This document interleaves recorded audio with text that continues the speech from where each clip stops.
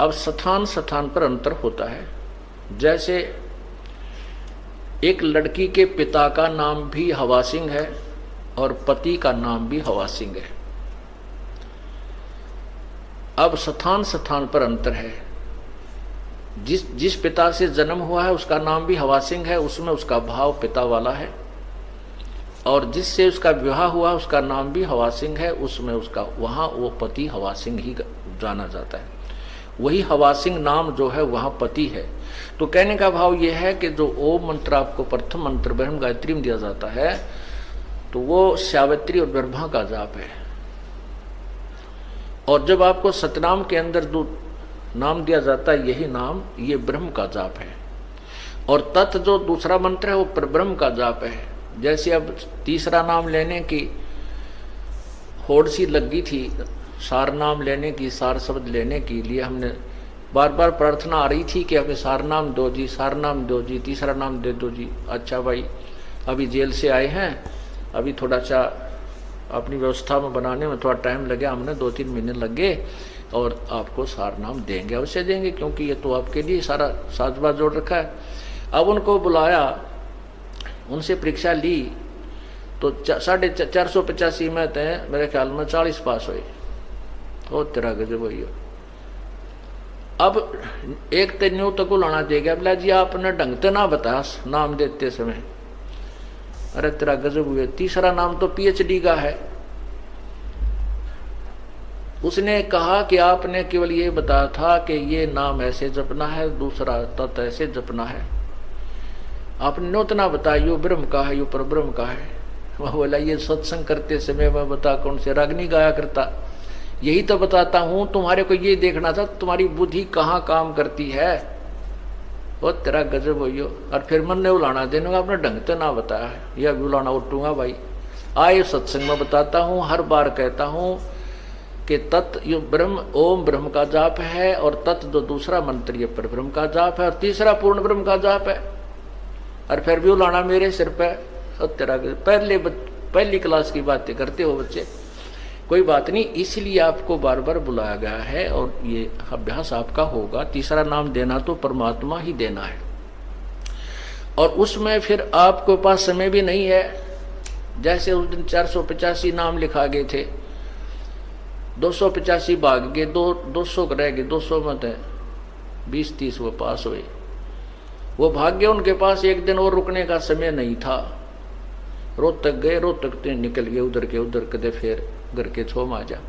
अरे पुण्यात्माओं, परमात्मा पाने के लिए ये नाम तो ऋषि महर्षियों को नहीं मिला जिन 88-80 हजार वर्ष तक तप किए, और आपको एक दिन और रुकने में परमात्मा निकटाव थे और वो भी छोड़ के भागे। तो फिर तीसरे नाम के योग्य भी हो कहाँ गए?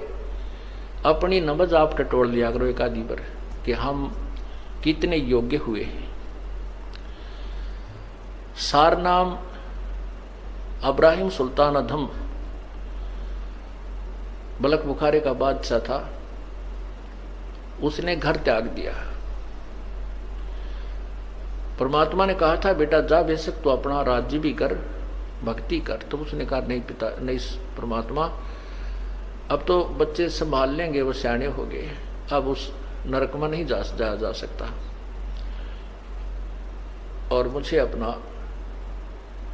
अपनी लकड़ी तोड़ कर बेच करके मैं अपना व्यवस्था कर लूंगा। करना तो पड़ेगा काम, लेकिन यहाँ कर लूंगा, अपनी मजदूरी करके अपना पेट निर्वाह करके अपनी भक्ति करता रहूंगा। तो उसने ऐसा ही कि एक झोपड़ी डाल ली, जंगल में लकड़ी तोड़ लावे बेच आओ बस बाजार में, और बैठ कर अपना 5-4 दिन उन खा ले, फिर एक दिन एक इठड़ी एक बंडल फिर तोड़ के डाल जाओ। इस तरह अपनी भक्ति कर रहा था।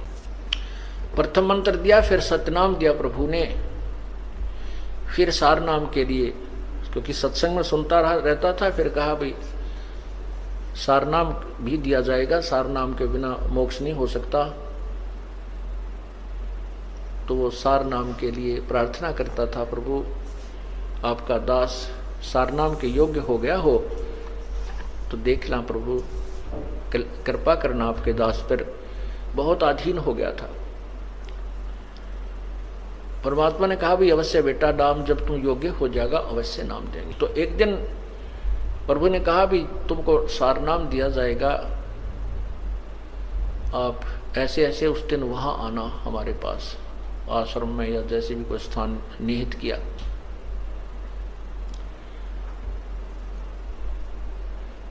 अब उधर से परमात्मा ने अपनी एक शिष्या से कहा बेटी, क्योंकि जहां परमात्मा रहते थे, क्योंकि सतगुरु ना जाने कितनी बार आए हुए हैं, वो केवल कबीर नाम से प्रकट हुए हैं, कति आम्ना शामी तो अब मैं भगवान हूं और वो सारा अन्य उनमें भी आए हैं और कुछ दिन अतिथि रूप में रहे हैं। उनके विषय में कोई ये नहीं बता पाया कि ये कौन थे, कहाँ के रहने वाले थे।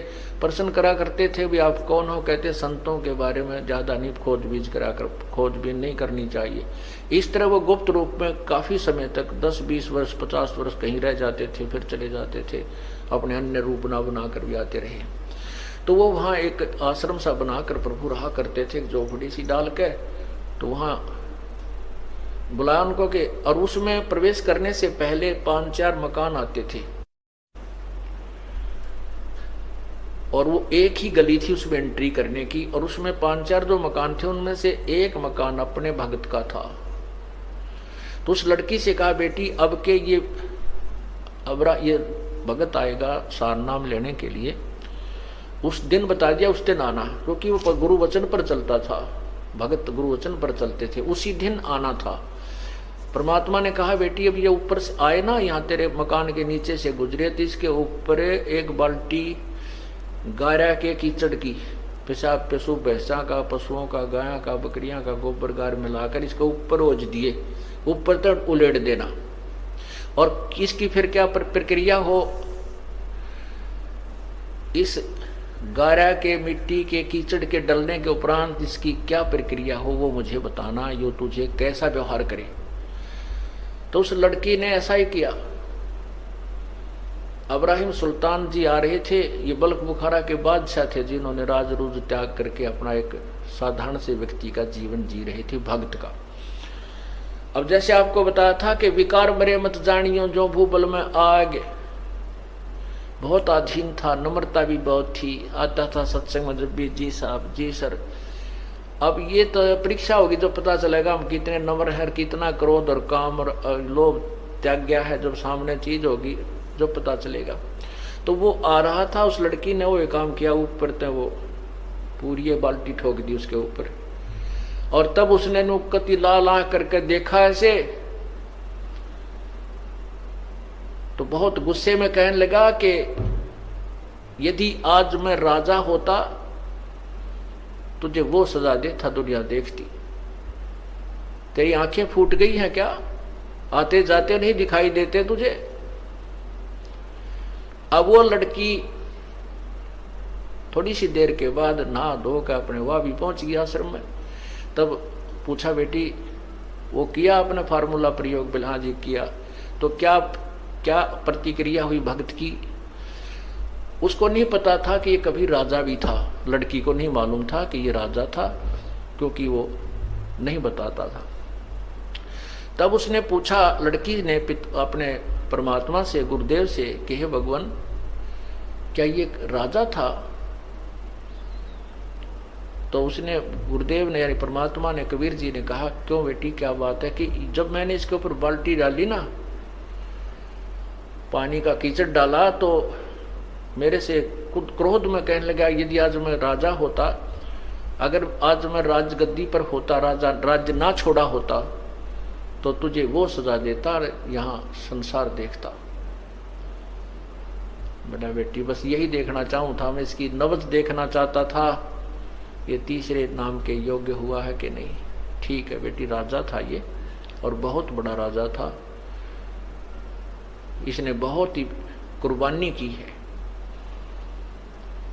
तब वो सत्संग के उपरांत जब भी गुरुजी विराजमान हुए आसन पर और कहा भी आ जाओ जिसने सार नाम लेना है, वो उठकर गया, प्रार्थना की कि आपका दास सार नाम के योग्य हो गया हो तो दया करियो प्रभु।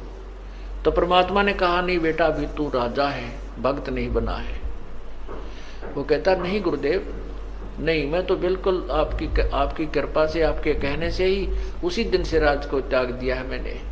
परमात्मा बोले नहीं, मैं जो कह रहा हूं वो सही है, तू राजा है।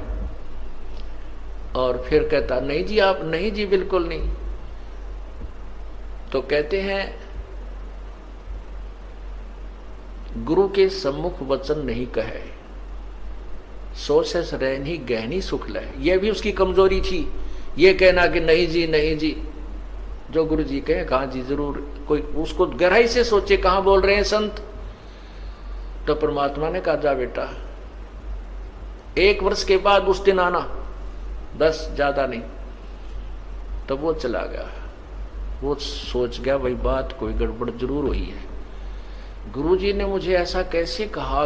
फिर अपने अंदर टटोला, झांक गया, अपने अंदर झांका वो, मेरे से ऐसी कौन सी गलती हुई, मैंने ऐसा कौन सा काम कर दिया, ऐसी क्या बात हुई। खूब सोचा साची करता करता, कभी ना कभी तो दिमाग में आती है वो गलती की, सामने तो आवेगी घूम फिर के।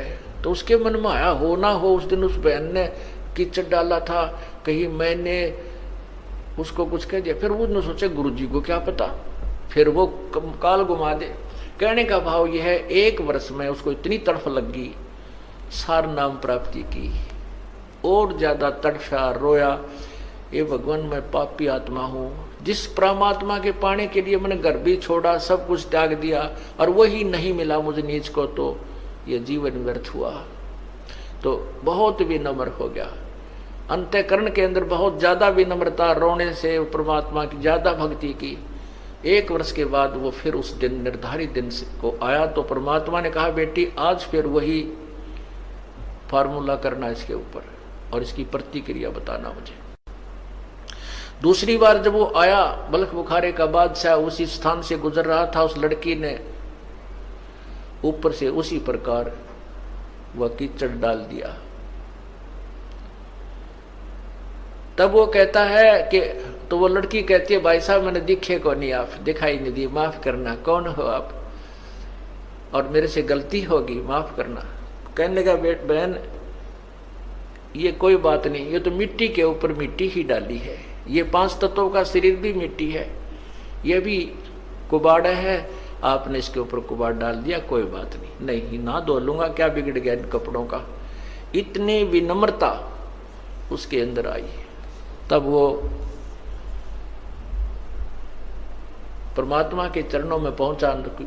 फिर तो उल्टा चला गया, कि नदी नहर में जाकर नहाया धोया, कपड़े धोए, सुखा सुकू का फिर आया। आना था उस दिन, तो चरणों में बैठ गया। तब लड़की से पूछा परमात्मा ने, बेटी आज क्या गतिविधि थी उस भगत की। आज उसने जी ऐसे ऐसे कहा कि कोई, मैंने तो कहा भाई साहब गलती होगी, मैंने दिखाई नहीं दी, माफ करना। वो कहने लगा नहीं कोई बात ना बहन, माटी पर माटी ये तो डाली है, इससे क्या फर्क पड़ गया, मिट्टी पर मिट्टी ही डाली है, अब धो के नहा धो के आ जाऊंगा, क्या फर्क पड़ गया। तब परमात्मा से उसने फिर अर्ज की कि प्रभु आपका दास सार नाम के योग्य हो गया हो तो क्षमा करना, दान करना दाता। तब वो कहते हैं कि हाँ बेटा आज तू नाम के योग्य हो गया, आज सार नाम तुझे दूंगा। तो पुण्यात्माओं सत्संग इसीलिए आपको बुलाया जाता है। आपने महीने में लगभग गणना नहीं तो 1 सत्संग 2 सत्संग अवश्य अटेंड करने चाहिए, क्योंकि 6 सत्संग हम करते हैं, 1-2 अटेंड अवश्य करना चाहिए। और सारे पीरियड अटेंड कर लो तो जल्दी बात बन जाएगी, ज्ञान समझ में आए बिना ये मोक्ष नहीं हो सकता। तो उस परमात्मा को कैसे पाया जाएगा उसके विषय में बताया कि ओम तत् सत इति निर्देश ब्रह्मण त्रिविध समर्थ।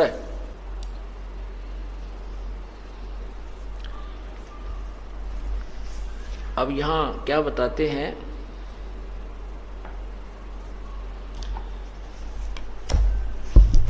इस माटी के महल में मगन भया क्यों मूडे, कर साहिब की बंदगी उस साईं को ढूंढे। फिर क्या बताते हैं, कच्चा हीरा कर्च होवे नहीं सह घन मार, ऐसा ये मन हो रहा लेखा लेकर तारे। यानी तीसरा नाम देने के लिए हीरे की परख की जाती है। सार नाम जब दिया जाता है तो हीरे की परख की जाती है। हीरे की परख करने के लिए क्या कैसे परीक्षण किया जाता था पूर्व समय में कि हीरा एक गोल गोल सा कंचे टाइप होता है, चमकदार धातु होती है, पत्थर सा होता है पर चमक जबरदस्त होती है उसकी, और उसको उसमें कच्चा हीरा भी होता है और पक्का हीरा भी होता है।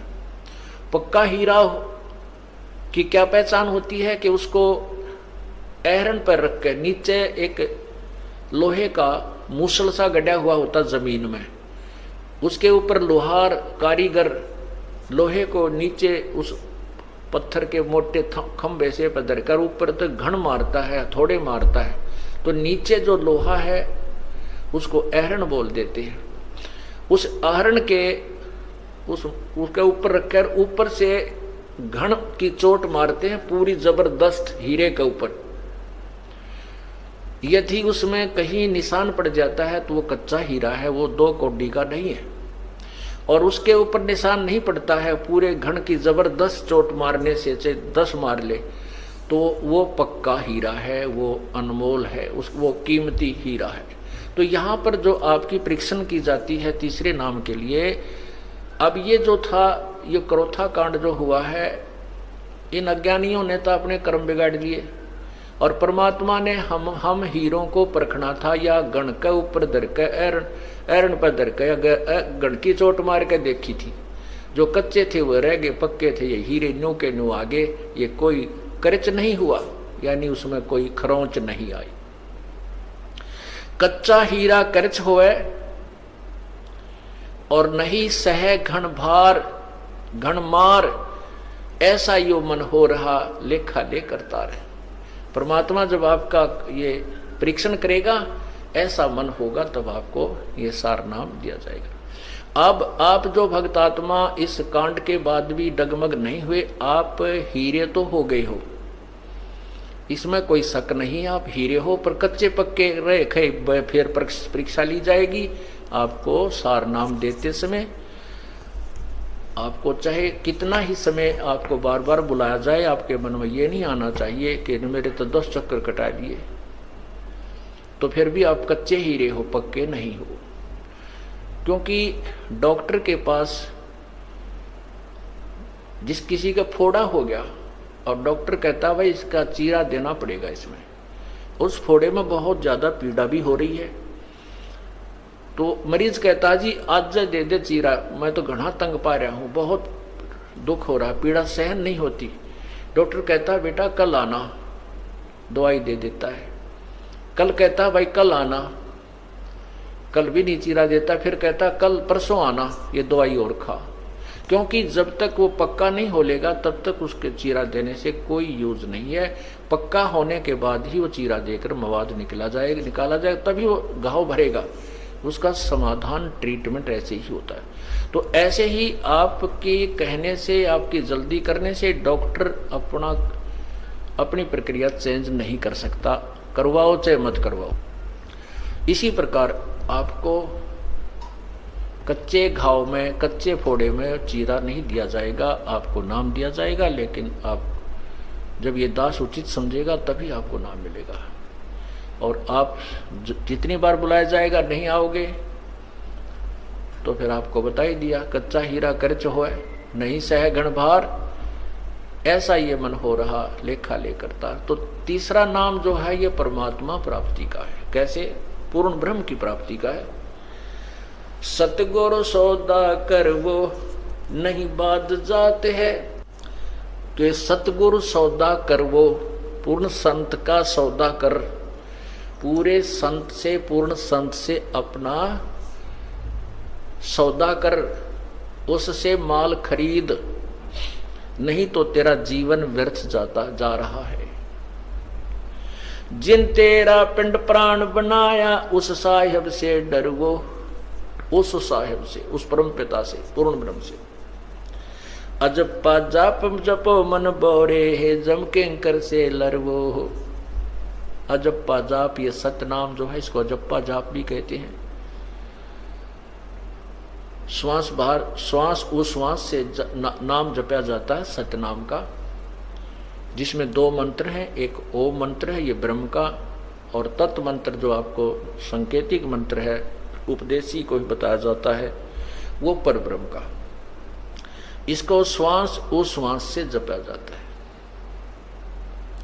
सांस उश्वास, एक श्वास बाहर छोड़े उसको श्वास बोलते हैं, उल्टा ले हुए वापस लेते हैं उसको उश्वास कहते हैं। श्वास उश्वास से जाप जपा जाता है, उसको अजप्पा जाप कहते हैं।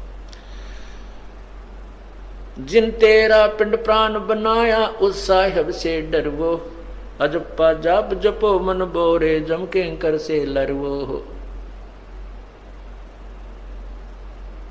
सुखदेव को 84 भुगती बना पजावे खरवो, तेरी क्या बुनियाद पुरानी तू पेंडा पंथ पकड़वो। नर से नार किया नारद मुनि अवगत बाजी गर्वो, शिव की संख कल्पना मेटी भस्मा गिर लिया छरवो। अंत चीर चिंतामणि के ने द्रौपदी पीतांबर वो, दुशासन का मान मुआ है उद्बुद्ध देख लहरवो। अजामेल गणका के लारे गई अयोध्या तेरवो, वाल्मीकि का शंख बजाया जहां 12 कोट विपरवो। केसो नाम कबीर खुद आए 9 लाख बॉडी भरवो, काशी धाम कबीर कल्पना गई विपद सब टरवो। गगन मंडल के मध्य महल है जा मूरत अजर अमर वो, दास गरीब कबीर हरि ही मिले परम पद हर वो।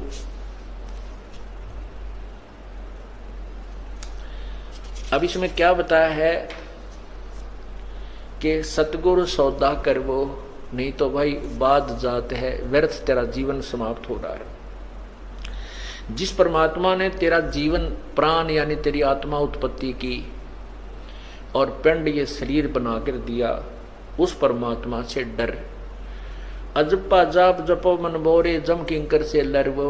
होय होय, अजप्पा श्वास उश्वास का जो नाम है इसके जाप कर, इसका जाप कर। और परमात्मा क्या करेगा, जब आपको यहां से लेके चलेगा रास्ते में आपको अकेला छोड़ देगा और चारों तरफ आपके यमदूत, क्योंकि परमात्मा के जाते ही यम के दूत जैसे मच्छर आ जाते हैं, मच्छरदानी हटते ही चारों तरफ घूम जाएंगे। उस समय डरना नहीं, घबरा मत जाना, परमात्मा आपके आसपास है, दृश्य आपको दिखाई नहीं दे रहा, आपके पास है, होगा, लेकिन वो आपकी ट्रेनिंग देखेगा। उस समय आपको ये देखेगा कि इसने ज्ञान कितना सुन रखा है, यो नाम कैसे, अब कैसे बचाव करेगा इनसे, कैसे। परमात्मा कहते हैं, मोला बैठा मोर से देखे जन की भेड़, तो अदस्कोट जम गिंकर जहां एक नाम की खैड़। ये जो सत्य नाम है, सार नाम है जो आपको दिया गया है, ये सार नाम और सतनाम दोनों मिलकर के ये तीसरा मंत्र बन जाता है, ओम तत्सत। और ये अजप्पा जाप कहलाता है। जब आपके ऊपर कोई आपत्ति ऐसी आती है तो आपने सतनाम का श्वास उश्वास से जाप कर देना शुरू कर देना चाहिए। जैसे आप कई बार सोपन में दब जाते, ऐसा लगता है, चाहे सोपन, क्योंकि सोपन तो उसमें ही लगता है कि हम सोपन में हैं, उस समय तो हमें यथार्थ ही महसूस होता है। कोई आपत्ति आती है, इस तरह को भयंकर वस्तुएं दिखाई देती हैं, तो सतनाम का सिमरण करना शुरू कर देना चाहिए श्वास उश्वास से। तो क्या बताते हैं कि मोला बैठा मोर्चे, वो परमात्मा आड़ में बैठ के अपने भगत की उस खिलाड़ी का खेल देखता है, ये कौन सा दाव लगाता है दुश्मन के ऊपर। जैसे कोच देखता है अपने खिलाड़ी को, ये पहलवान को, ये कौन सा दाव लगाता है इस दूसरे पहलवान को चित करने के लिए। मौला बैठा मोर्चे देखे जन की भेड़, भेड़ माने भिड़ंत, उसकी कुन की कुश्ती देख रहा है यम किंकरा की और अपने भगत की। तो उसके लिए क्या दाव बताते हैं कि 12 करोड़ यमदूत वहां पर हो और एक सतनाम का सिमरण कर दे, या एक टक्कर में वह सारे कमर के तान गिरेंगे, उनके जो है ना पीछा जाके लगेगा।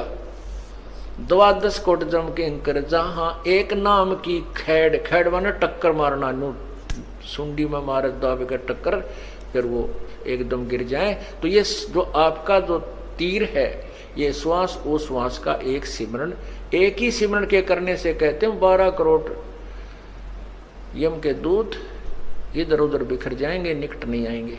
फिर परमात्मा आपको सीने से लगाकर ले चलेगा, हालांकि आपत्ति नहीं आने देगा बिल्कुल भी। फिर वो देखा तो है ना, ये भी कौन सा फार्मूला अपना हुआ है, अकूड़ा माँ ने याद कर आयो माँ मर गया है, बाबू मर गया, हाय मन बचाइयो, तो वहाँ कोई बचाने वाला नहीं होता। वहाँ ये नाम और भगवान बंदी छोड़ गढ़ा, नहीं तो फिर है बंदी छोड़ न्योय करने लग जियो, कहते उड़ा माँ माता पिता को याद करने लग जाओ, कति फेल हो जाओगे।